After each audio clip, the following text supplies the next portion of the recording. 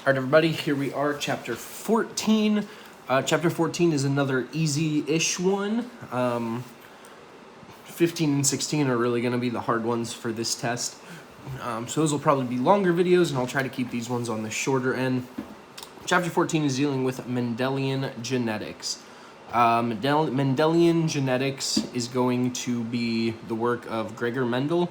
I'm going to be super honest. I have taken a whole lot of biology classes. I've taken a lot of genetics classes. Never has anyone asked me about Gregor Mendel or his P's on any exam. So you don't need to burden yourself too much with the history. Focus on the concepts. So to sort of start, since this is the first time we're technically talking about genetics, is what is a gene? A gene is a segment of DNA transferred from, parent to offspring that sort of codes for a specific trait or characteristic. And genes are sort of the unit of heredity, which means, heredity, you inherit things. Inheriting is heredity. So what that looks like, remember we have our chromosomes, which are these very tightly wound DNAs. And as we all know, DNAs are double helixes like this. So we have a gene which might be this segment of DNA, and maybe this gene codes for hair color. So that gene can be passed from parent to offspring and influence the hair color of the offspring then. So that's what a gene is.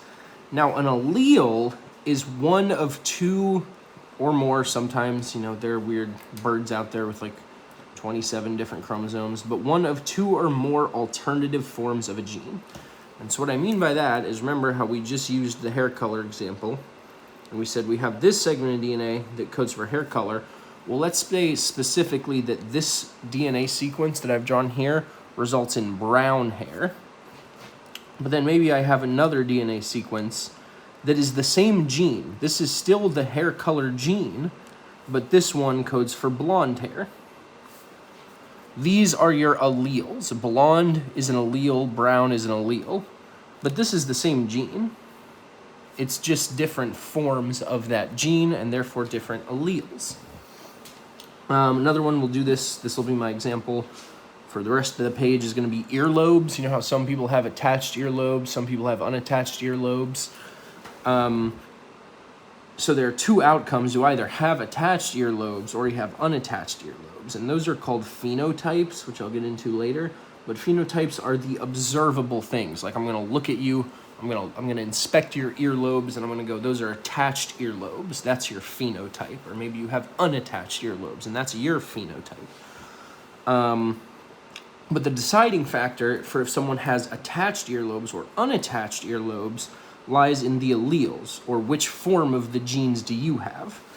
And so we have two alleles for earlobes. We have a big E, a capital E, which is the dominant allele, and that would result in an unattached earlobe. Or you have E, the recessive allele, and that's what Benjamin has, that's me, which would result in attached earlobes. And so we have this sort of framework. So if you have a big E, you go, okay, you have unattached. If you have a little e, you have attached. But remember that you are inheriting one of copy of this gene from your mom and one from your dad. And that's why we have 23 pairs of homologous chromosomes. So maybe my dad has unattached earlobes, so I get a big E from him, in that gamete formation. When the gametes, when a paternal sperm, fertilizes an egg, it's going to combine. We now have two copies of DNA in that fertilized egg. We have the paternal DNA and the maternal DNA. So maybe the paternal DNA gives me a big E, but the maternal DNA that I get gives me a little e. I have two copies of this gene, and they're different alleles. So then my genotype is big E, little e, and that would be called heterozygous, which I'll show you the chart down here. You probably already see it. But down here, so anyway, you have two copies of each chromosome, which means you have two copies of every gene. And you get one from Ma and one from Pa, right? So you have 2 copies of every single gene, which means you have 2 alleles for every gene. So maybe you have 2 dominant unattached earlobes, and maybe you're homozygous dominant. Homozygous means your alleles match, they're the same. So homozygous dominant means I have 2 capital E's and I have unattached earlobes. So my genotype is homozygous dominant, my phenotype would be the unattached earlobes. Or maybe you have a big E and a little e, and you're heterozygous. Whenever you have a dominant allele, when you have one dominant and one recessive, which is what the little one is called, it's a recessive allele, we call that heterozygous, and the dominant allele takes precedent. So if you have a big E and a little e as your genotype, then your phenotype is going to be the dominant phenotype. So this is the dominant phenotype, this is the dominant phenotype. But maybe you're like me and you have 2 little e alleles. So my genotype is homozygous recessive, and I have attached earlobes, which is the recessive phenotype. So that's going to be really important to remember, is that we're dealing with these alleles. That's all Mendelian genetics cares about, is alleles. He's all about the alleles in his pea plants. So now the big thing, the meat and potatoes for this chapter, is going to be knowing how to do Punnett squares. So a Punnett square is a way of sort of figuring out what the offspring ratios will look like for a trait. So let's pretend that we have a mom whose genotype is heterozygous, and we have a dad whose genotype is heterozygous. How can we predict what their offspring will look like? Can we predict it? The answer is yes. And we do that using a Punnett square. And to set up the Punnett square, I already have it here. You have your mom in this top, and you could do your dad up here, it does not matter. And then we have my dad here. And you can see that both of them, I list out the individual alleles in rows and columns. So my mom has 1 big E and 1 little e, so I have 2 columns. My dad has 1 big E and 1 little e. And then I'm going to sort of just track them, I guess. We're going to track each allele. So I go, okay, there's a big E here, and there's a big E here. So where those intersect in this box, I'm going to have a big E from my dad and a big E from my mom. And then I can go, okay, I have a big E here from mom, and I have a little e here from dad. So where these intersect, I'm going to have a big E from my mom and a little e from my dad. Same thing going the other way. We go, okay, so I'm getting an E, so everything in this row from my dad is going to have a big E, and everything in this column is going to have a little e from my mom. And then the one I'm missing, I have a little e here. So then you can see we have a 1:2:1 ratio of genotypes, because I have 1 homozygous dominant, and then I have 2 heterozygotes, and then I have 1 homozygous recessive. And that's me. Oh, I almost wrote 2. We have 1 EE. So this is called a monohybrid cross. It's mono because it's 1 trait, and it's hybrid because we're crossing 2 heterozygotes. So now let's do a true breeding cross. True breeding, let's say that my mom has attached earlobes. I have to double check that, yes. So my mom has little e genotype, and my dad has homozygous dominant, so big E, big E.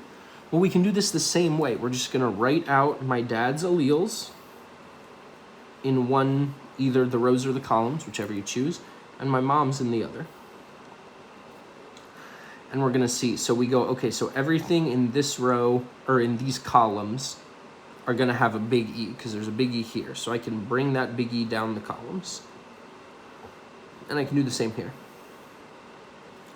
And then with this one, I can go, okay, this row is all going to have a little e for my mom. So I'll put little e's in, and then I'll put little e's in the next one as well. And we see that we are all heterozygotes. So that's called a true breeding or a pure cross, and that'll become important next chapter as well. Okay, so this is sort of the pinnacle of it, and this is going to be dihybrid cross. So it's dihybrid because it's two traits, hybrid because it is heterozygotes. And you could do this with any, like you can cross, if I had something that was all big R's and big Y's, I could cross that with something that's all R's and little Y's, and we would use sort of this same formula. So now we are going to cross something that is big R, little r for one trait, big Y, little y for another trait, and then we're going to do it. That's what the other individual looks like too. So to do this, since we're dealing with two traits, instead of writing out just an individual allele like we did for the earlobes, we now have to think about combinations of alleles. So I have to look at this parent right here, and I have to go, okay, what is every combination of one R and one Y that this parent could give? So this parent could give a big R, and then it could give its big Y, so that would be an RY configuration. This parent could give a big R and a little y, so that's a second configuration. And you see how I kind of just went like, okay, I went here, and then I just went here. Now I'm going to do the same thing for this little r. It could give little r, big Y, or it could give little r, little y. So I just went through and I just determined every possible sort of configuration or combination of alleles that it could give. So now I'm going to write those out instead of the individual alleles. So you can see I put big R, big Y, and so forth, just down the line. And since we're doing a dihybrid cross, that means the parents look the same genotype-wise, so we can do it down here too. And then what I'm going to do is the same thing. I'm going to go, okay, so where this one and this one intersects is right here, and that's big R, big Y, big Y.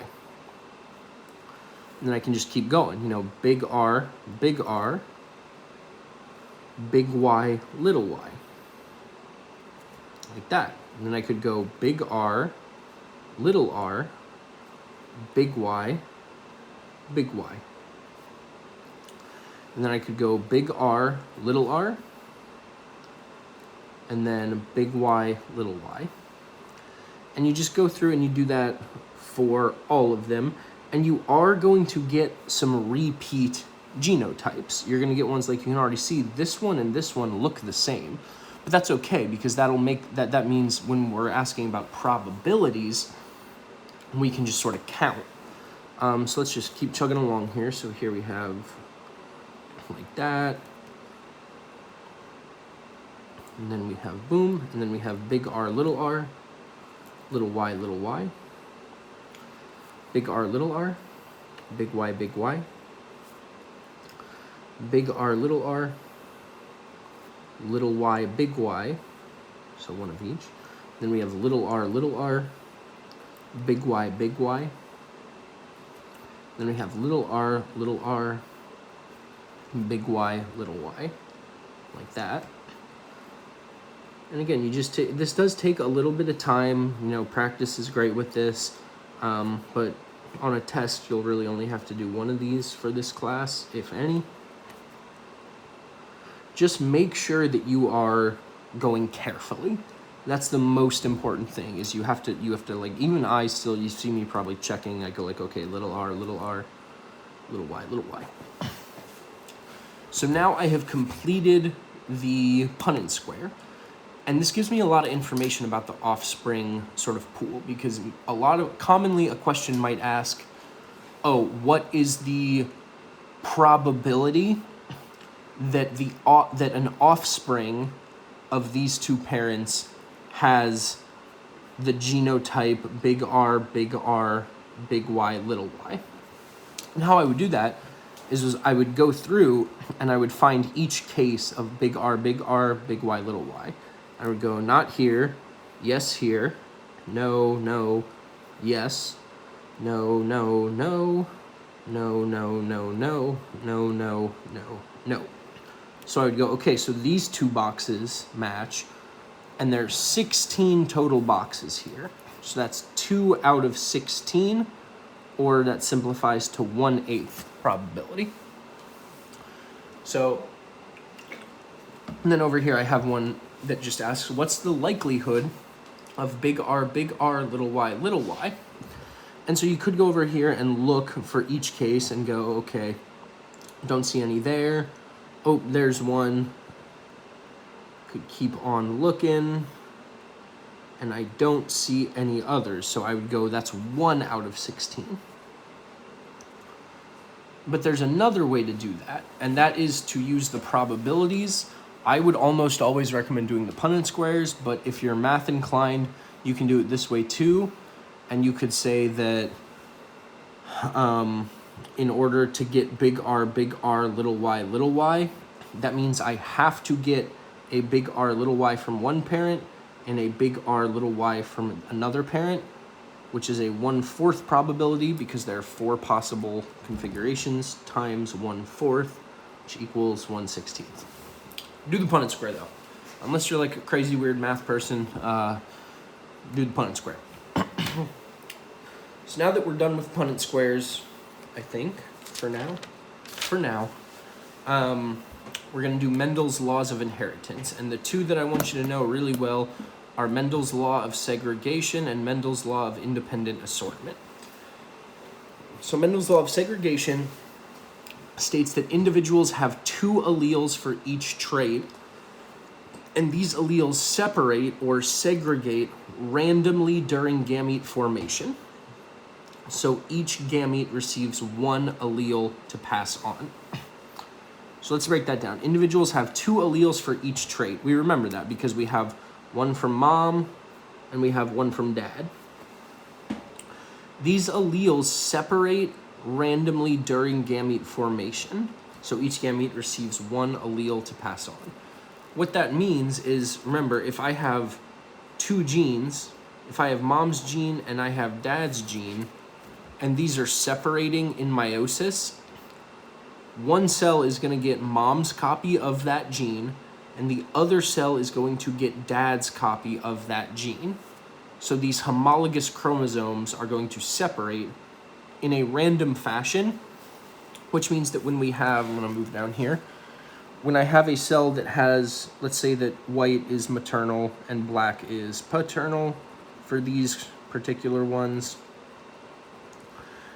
it means that just because in one cell, just because this set of homologous chromosomes is separating this way, doesn't mean that this one will. And that's why I can get one from mom maybe in this gamete and one from my dad in this gamete, which I can then pass on to my offspring. So that's segregation. The law of independent assortment states that alleles for different genes that are on different chromosomes segregate independently of each other during gamete formation. Or you could think of this as the inheritance of one trait does not affect the inheritance of another trait. So that means just because I inherited blue eyes doesn't mean that I necessarily will inherit blonde hair. They're independent traits. They will assort independently. Or if you want like an example, the way a flower's color is inherited has no effect on its height, on how tall that flower will get. So those are Mendel's laws. And the last thing that we got to talk about is exceptions to Mendelian genetics. Ooh, the camera tilted at some point. Sorry, that's probably been annoying. So these are the exceptions, and these are very testable. So we have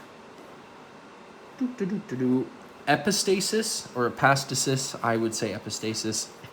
So epistasis is when the expression of one gene is affected by another gene. Think of Labradors. So remember, there are black labs, there are chocolate labs, and there are yellow labs.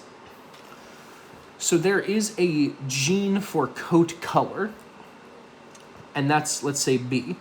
So let's say that a big B gives you a brown lab, I don't remember which one it is, and a little b, so if you have two little b's, or if you're homozygous recessive, then you have a chocolate lab. Or that would be a black lab, sorry. But then there's another gene, E, that codes for the dispersal of that coat color. So let's say that big E equals pigmentation does occur, but let's say little e means no pigmentation. So if I have little e, it doesn't really matter which of these alleles I have, because I'm not going to express the pigment. That pigment isn't going to disperse, and I'm going to be a yellow lab. Again, I don't remember exactly how this example goes, but this is the concept. So this is epistasis because this E gene is affecting the expression of this B gene. So that's epistasis. Next up, we have incomplete dominance, which means neither allele is totally dominant, which means a heterozygotes blend the alleles. So let's say that for color of a rose petal, let's say that a big R gives you a nice pretty red rose, but a little r would give you a white rose. You would expect, according to Mendelian genetics, that a heterozygote would express the dominant phenotype. So you would think a big R, little r would equal a red rose, but it does not. It makes a pink rose. And that's incomplete dominance. We have a red rose, which is dominant, and a white rose, which is supposed to be recessive, creating a blend. So the heterozygote is a blend of the phenotypes. Second to last, we have codominance, which means a heterozygote expresses both. This is different from incomplete dominance because it's not showing a blend, it's showing both. And I think of this as a white cow crossing with a brown cow gives you a white and brown spotted cow. It's not giving you like a light brown. It's going to actually have spots. It's going to, be like half brown, half white. Like this, sort of. It might look something like this. I mean, no cow looks like that. But you can see it's not showing a blend. So, it's not like blending the colors. It's in different places showing different phenotypes. So, right here, I'm expressing the brown allele. But right here, I'm expressing the white allele. So that's codominance. They're coexisting. And the last one is multiple alleles. And that means instead of just having two alleles per trait, there are more than two possible alleles that you could get. So blood type is a really common one. I like the example of rabbit coat color. So you have, here you can see you actually have 4 different alleles that you could inherit. Each individual, you're still only going to get 2 of these alleles, but now instead of getting from a set of 2 possibilities, now we have 4 possibilities. So you could get this dominant C, it should be C plus, C minus, which is fully colored fur, but you could get this form of the allele which gives gray fur. You could get a different form of the allele that gives white fur, but colored fur on your limbs, or you could get a pure white fur allele. So every individual is going to be one of these 2 alleles, but instead of just having big C, big C, big C, little c, or little c, we now have so many more possibilities of combinations, because you could get C plus, C minus. You could get CCH, CCH. You could get C minus CH, and I could go on and on and on. You know, you could get C plus CH, CH, CCH. So like there's so many more possibilities. There's more combinations for multiple alleles. All right, that's going to be it for chapter 14, Mendelian genetics. Get ready, chapter 15, 16 are some doozies, and we will see you there.